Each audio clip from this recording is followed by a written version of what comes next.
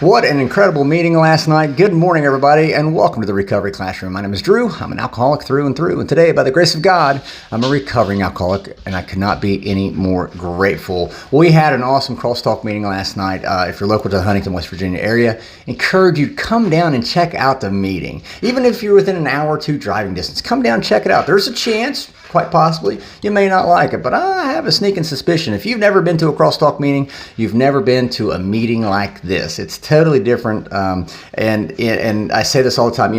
We're just trying to provide people an alternative. Just an alternative, another type of meeting, not your traditional AA meeting and not your traditional NA meeting. We're just trying to give people an alternative. And matter of fact, a couple of the comments cards that came back last night. This was a fantastic meeting. This is the best meeting of NA and AA. Here's another one. Very unique environment. Glad there's an alternative to traditional NA and AA meetings. That's what this is about. That's all we're trying to do is just help people feel comfortable enough to where they can start building that support network so we can help them figure out which pathway is right for them. That's it. So again, if you're local to Huntington, West Virginia area, every Tuesday and Friday night, 7 o'clock, Pea Ridge United Methodist Church. One of the topics that came in, we had 12 of them come in last night, and we weren't able to get to 3 of them anyway. One of the topics came in, I took a look at it, and I said, oh my God, this is so many. Instant gratification. What is that? How does that play a part? Well, I can tell you first and foremost, for me, drinking was that instant gratification, instantaneous, if you will, ability to get rid of my emotions, get rid of my feelings. If I was stressed at the time, I could just take a drink and bam, within just a few minutes, I wasn't feeling stressed anymore. If I wanted to just blot out my thoughts because my mind was racing, I'd take a few drinks, bam. That instant gratification, that constant desire to have immediate results. That's how I started down my path towards alcoholism. I work with, I do a lot of studying in health and nutrition. I'm a certified personal trainer, blah, blah, blah, blah.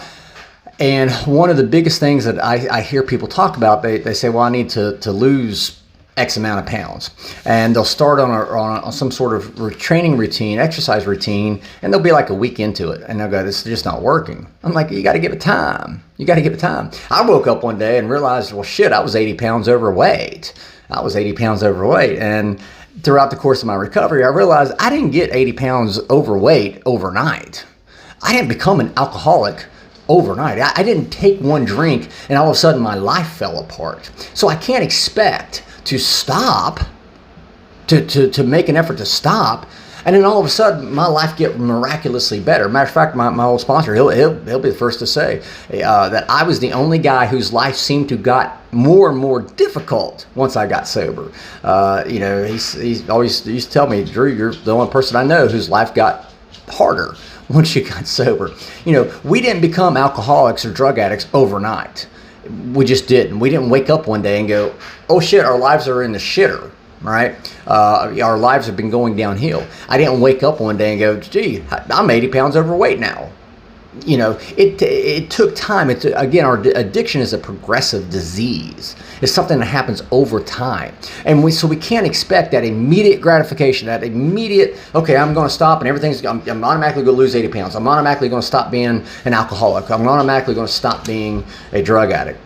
I want to go back, and we're going to be talking about this here on the next Big Book review, but we're going to be talking about the doctor's opinion, and I want to go back to what Dr. Silkworth says. He refers to addiction, to alcoholism, as an allergy. So if I have an allergy to, say, seafood, and I go and eat seafood, I'll swell up, my heart will race, my face will get flush, and hell, it could kill me, honestly. They hit me with an EpiPen, all the symptoms go away, but I'm still allergic. I still have that allergy to seafood. See, I would get sober. I remember many times trying to get sober, and I would still feel these effects of my alcoholism, and I'd go, oh, it's not working, I'll just stop. Because I was still looking for that immediate gratification. Again, I want to reiterate, we did not become drunks and drug addicts overnight.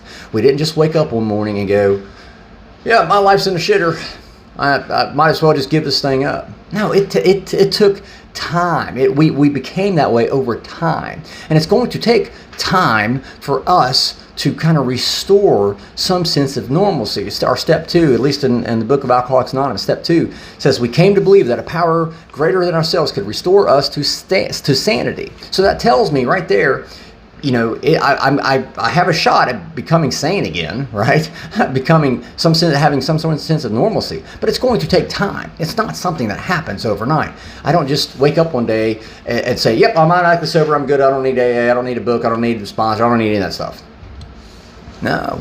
That's something, my alcoholism, my addiction is always going to be with me. And that's why I always need to be on the lookout for that immediate gratification, because that immediate gratification, that you know, I'm having a stressful day, I just need to take a drink. Just to relax, just so I can immediately calm my brain. That immediate gratification is what helped propel me into my immediate addiction. I don't want to go back. I have no desire to go back to that addiction. And I know Eric will tell you, I am the absolute worst when it comes to patience. Just a few weeks ago, he pointed out to me, he's like, see what happens when you're patient about things? And he was 1,000% right.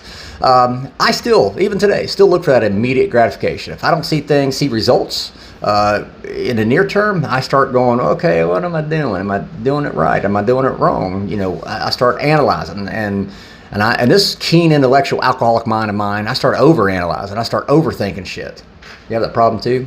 See where we start overthinking shit? Because we want immediate gratification. That's always going to be part of us. But that's going to also be the one thing we're always going to have to combat day in and day out for as long as we're still living and breathing. So I want to encourage you today, you know, be patient. And this is the pot calling the kettle, right? I promise you. Be patient. It pays off. Patience pays off. And keep this in mind too. When we decided to get clean and sober, there is an implied responsibility that we accepted. There was an implied responsibility that we accepted to say, hey, you know what? We're going to get clean and sober. We're going to start dealing with life on life's terms. We're going to start dealing with those emotions that we were trying to blot out. There was an implied responsibility that we said, okay, we're going to try to deal with these emotions. Well, as soon as the emotions come back, we don't want to deal with them, because that was our knee-jerk reaction to drink or drug, to hide those emotions, right? We're going to have to, you know, be willing to deal with those emotions as they come back. And they're going to come back. And in a lot of cases, they're going to come back full force. But that's where we have to have that strong social support network, you know, leaning on our friends. That was one of the questions that came up last night, you know, leaning on our friends, leaning on those who hold us accountable. You know, there's a group of us every morning, we're talking shit to each other. And I look forward to seeing them texting me and yelling at me and telling me to go fuck myself, as they do all the time. But for me, I need that, because that keeps me honest. That keeps me connected, and it keeps me grounded, and helps keep me from giving in to that desire for that immediate gratification. So that being said, I'll let you guys go. I hope you guys have an absolutely kick-ass hump day. It's Wednesday. We're halfway through the week. Can't wait. I want to thank you guys for letting me come in and share 5 to 10 minutes of your day with you. You guys absolutely keep me sober, and I could not be any more appreciative. If you have a topic you'd like to have discussed, feel free to drop it in the Recovery Classroom private group. It's a private group on Facebook. There's a whole slew of us in the back end that will get it, take a look at it, see what we can do. Or you can email me directly, Drew, D-R-E-W, at recoveryclassroom.org. Take a look at it, see what we can talk about. We got more topics for this week coming up, so hang tight. And again, the big book review for the Doctor's Opinion, we'll do that here towards the end of the week. So remember, guys, you can't get drunk if you don't take that first drink.